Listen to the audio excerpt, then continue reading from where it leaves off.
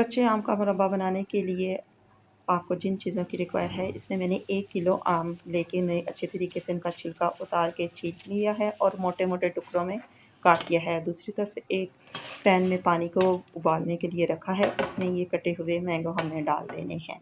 जो ही इस पानी को बॉयल आएगा, हम इसमें से ये स्ट्रेन कर देंगे। दूसरी तरफ चूल्हे पे हमने 1 कप पानी में 1 कप चीनी डालकर उसको मेल्ट होने के लिए चूल्हे पे लो फ्लेम पे रख देना है। जो ही इस पानी को बॉयल आएगा जिसमें हमने मैंगो डाले हैं, हमने इन्हें स्ट्रेन कर लेना है और स्ट्रेन किए हुए जो हमारे मैंगो हैं, उसका पानी हमने वेस्ट कर देना है और जो चाशनी हमने बनाने के लिए रखी है, उसमें यह मैंगो हमने ऐड कर देने हैं। 10 से 15 मिनट मीडियम फ्लेम पे हमने इसे पकाना है और जो ही इसका शीरा इसमें मिक्स होकर गाढ़ा हो जाता है, मैंगो अच्छी तरीके से गल जाते हैं, हमने इसे फ्लेम ऑफ कर देना है। आपका